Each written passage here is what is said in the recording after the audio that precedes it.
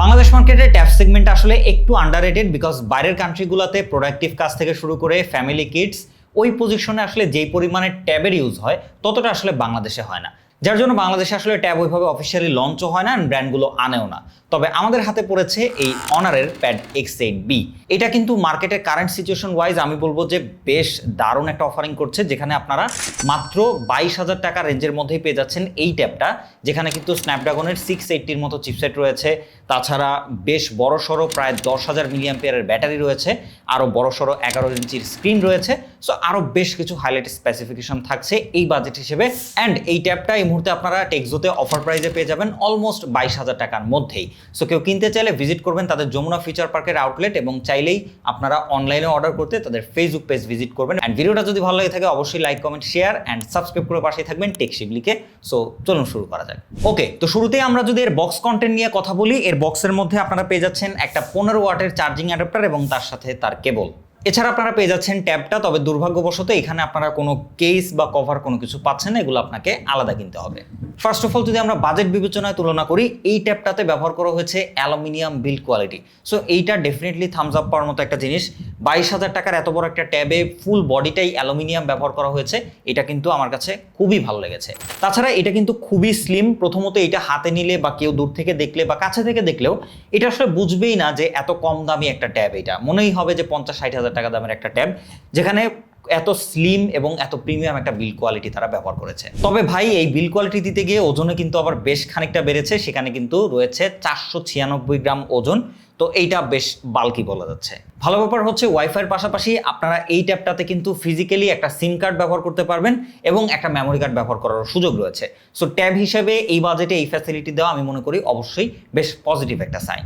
তাছাড়া আপনারা ঠিকঠাক পজিশনে power button, volume plus minus, secondary noise cancellation mic, dual stereo speaker সবকিছুই পেয়ে যাচ্ছেন বাজেটের মধ্যেই। ট্যাবটা সামনের দিকে আসলে এখানে ব্যবহার করা হয়েছে একটা 11 ইঞ্চি TFT LCD প্যানেল, যেটাতে কিন্তু 90 হার্টজের হায়ার রিফ্রেশ রেটের সাপোর্ট রয়েছে এবং রয়েছে 500 নিটস অফ পিক ব্রাইটনেস। এটা দিয়ে কিন্তু আপনারা ইউটিউবে ফুল HD প্লাস 60 FPS এ ভিডিও দেখতে পারবেন এবং সেখানে ব্রাইটনেস, কালার সবকিছু বেশ ভালো ছিল। TFT ডিসপ্লে হিসেবে এর কালারটা একটু ভাইব্রেন্ট পপড আপ করে, যা কিন্তু কন্টেন্ট ওয়াচিং এক্সপিরিয়েন্স বেশ ভালো দিয়ে থাকে। তার সাথে সাথে এর যে ডুয়েল স্টেরিও স্পিকার রয়েছে এটাও কিন্তু যথেষ্ট লাউড এবং সেখানে যথেষ্ট ভালো ডিটেল রয়েছে। সফটওয়্যার দিক থেকেও কিন্তু আপনারা এই ট্যাবটিতে পেয়ে যাচ্ছেন MagicOS with best on latest Android 16, কারণ এই ফোনটা কিন্তু 2026 সালের ফেব্রুয়ারিতেই লঞ্চ হয়েছে। সো একদম লেটেস্ট 16ই আপনারা পাচ্ছেন।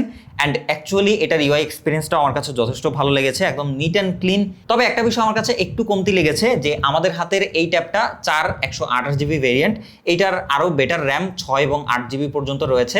যদি আপনারা আরেকটু টাকা বাড়াতে পারেন তাহলে হয়তো আপনারা সেগুলোতেও সুইচ করতে পারেন। তো র্যামটা আসলে এইটাতে একটু কম হওয়ার কারণে হ্যাঁ হেভি মাল্টিটাস্কিং করতে গেলে সেখানে একটু প্যারা খেতে হবে।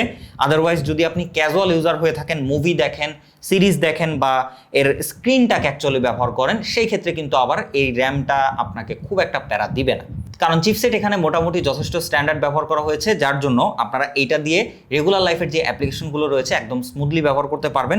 সেদিক থেকে আমরা কোনো রকম ল্যাগ, ফ্রেম ড্রপ বা ডিলের দেখা পাইনি। তাছাড়া UI ট্রানজ্যাকশন এবং 90 হার্টজ মিলে ওভারঅল কিন্তু ট্যাব হিসেবে বা বাজেট হিসেবে এটা যথেষ্ট স্ট্যান্ডার্ড, বা আমি বলবো স্ট্যান্ডার্ডের থেকেও একটু বেটার ভালো পারফরমেন্স আউটপুট দিতে পেরেছে। ডিরেক্টলি পারফরমেন্সের কথায় আসলে এটাতে আমরা মোটামুটি লাইট ওয়েট গেমগুলো খেলে দেখেছি, যেমন এখানে আমরা সাবওয়ে সার্ফার খেলেছি, অ্যাংরি বার্ড খেলেছি, তাছাড়া আমরা এটাতে ফ্রি ফায়ারও খেলেছি। অ্যান্ড সেই জায়গাতে আমরা কিন্তু যথেষ্ট স্মুথ এক্সপিরিয়েন্স পেয়েছি। মোটামুটি লং টাইম গেমিং করেও এইটাতে কিন্তু খুব একটা হিট জেনারেট করতে দেখিনি, খুব একটা পারফরমেন্স ড্রপ করতে দেখিনি, এবং ফ্রি ফায়ারের মতো গেমগুলো কিন্তু স্মুথলি 60 FPS এ প্লেয়েবল ছিল এই ট্যাবটিতে। সো এদিক থেকে বলতে গেলে আপনি যদি টাইম পাস করতে টুকটাক দিন শেষে গেমও খেলতে চান তাহলে কিন্তু এই ট্যাবটা দিয়ে ইজিলি খেলতে পারবেন কোনো প্যারা ছাড়াই। অ্যান্ড এইখানে এসে ব্যাটারি নিয়ে একটু কথা না বললেই নয়, কারণ এত কিছু আপনি ব্যবহার করবেন, তবে ব্যাটারি যদি সেখানে কম থাকে তাহলে কিন্তু ভাই ব্যাপারটা জমে না।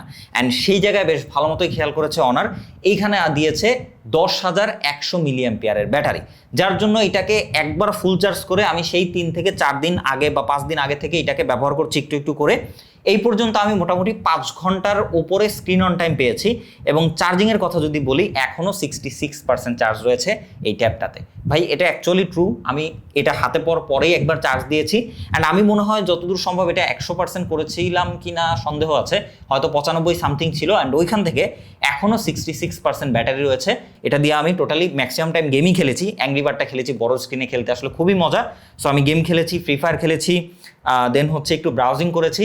সো এদিক থেকে 5 ঘন্টা স্ক্রিন অন টাইম দিয়েছে, তারপরেও 66% ব্যাটারি রয়েছে। সো আপনি বুঝতেই পারছেন এই ট্যাবটাকে আপনি একবার চার্জ দিয়ে যদি ক্যাজুয়াল ইউজ করেন ইজিলি আপনি 2-3 দিনের মতো মোটামুটি হেভি ইউজ করলেও টুকটাক ব্যাটারি ব্যাকআপ পেয়ে যাবেন। তবে খারাপ বিষয় একটা রয়েছে, তা হচ্ছে এটাতে মাত্র 15 ওয়াটের চার্জিং সাপোর্ট দিয়েছে। সো এটা দিয়ে চার্জ হতে মোটামুটি বেশ ভালো সময় লাগে। সো আমি রেকমেন্ড করবো এটা আপনারা রাতে চার্জ দিয়ে ঘুমিয়ে যাবেন, সকাল হতে হতে মোটামুটি ফুল চার্জ হয়ে যাবে। তাছাড়া ফিচার্সের দিক থেকে আপনারা রেগুলার ফিচার্সগুলোর পাশাপাশি এটাতে ডুয়েল স্ক্রিন ব্যবহার করতে পারবেন, মানে হচ্ছে আপনারা যে কোনো অ্যাপ যদি চান যে ডুয়েল স্ক্রিন ব্যবহার করবেন সেটাও ব্যবহার করার সুযোগ রয়েছে। সবশেষে ক্যামেরা সেগমেন্ট নিয়ে একটু কথা বলি। যদিও ট্যাব আসলে কোনো ক্যামেরা সেন্ট্রিক কোনো ডিভাইস হয় না, তারপরেও এইটাতে সামনে এবং পেছনে 5 মেগাপিক্সেল করে ক্যামেরা ব্যবহার করা হয়েছে এবং সামনে পিছনে দুইটা ক্যামেরা দিয়ে কিন্তু আপনারা 1080p 30 fps এ স্ট্যান্ডার্ড লেভেলের ভিডিও করতে পারবেন ফর মেমোরি ক্যাপচারিং। অ্যান্ড ছবির কথা বললে সেটা আমার কাছে ভালোই লেগেছে। অ্যাজ এ ট্যাব হিসেবে এটার ক্যামেরা কোয়ালিটি খুব একটা বাজে না, যথেষ্ট স্ট্যান্ডার্ড রয়েছে এবং এটা দিয়ে যারা হচ্ছে ভিডিও কলে কথা বলবেন তাদের জন্য আমি বলবো অ্যাজ এ ওয়েব ক্যামেরা হিসেবে এইটা যথেষ্ট ভালো আপনাকে এক্সপিরিয়েন্স দিবে। ওভারঅল যদি এখন সামারি বলি আপনাদেরকে, এখন আসলে কারেন্ট মার্কেট সিচুয়েশন যেই পজিশনে রয়েছে, প্রত্যেকটা ডিভাইস বা ফোনের দাম 5-7 হাজার টাকা বেড়ে গিয়েছে, আসলে বাজেটের মধ্যে কিছুই নাই। ওই জায়গায় থেকে আসলে এইটা যে স্পেক অফার করছে আমি বলবো যে ভাই এটার দাম আরও বেড়ে যাওয়ার আগেই আপনি একটা নিয়ে ফেলেন। যদি আপনার একটা বড় স্ক্রিন সহ বড় ব্যাটারি লাইফ সহ একটা ডিভাইস দরকার হয় আমি বলবো অবশ্যই আমি রেকমেন্ড করবো, অ্যাজ এ পার্সোনাল রেকমেন্ড করবো যে এই ডিভাইসটা আপনি নিয়ে নেন। কারণ এটার প্রাইস আমি মনে করি যে খুব বেশি দিন আর এই প্রাইসে থাকবে না, এটার প্রাইসটাও বেড়ে যাবে। বাকি ডিসিশন বাই টোটালি আপনাদের উপরে। পার্সোনালি আমি এটা বেশ কিছুদিন ব্যবহার করে আমার এক্সপিরিয়েন্স অ্যাজ এ বাজেট হিসেবে খুবই ভালো, খুবই ভালো। ভিডিওটা ভালো লেগে থাকলে লাইক, কমেন্ট, শেয়ার করবেন, সাবস্ক্রাইব করবেন টেক শিবলিকে। দেখা হবে নেক্সট কোনো ভিডিওতে। সে পর্যন্ত আল্লাহ হাফেজ।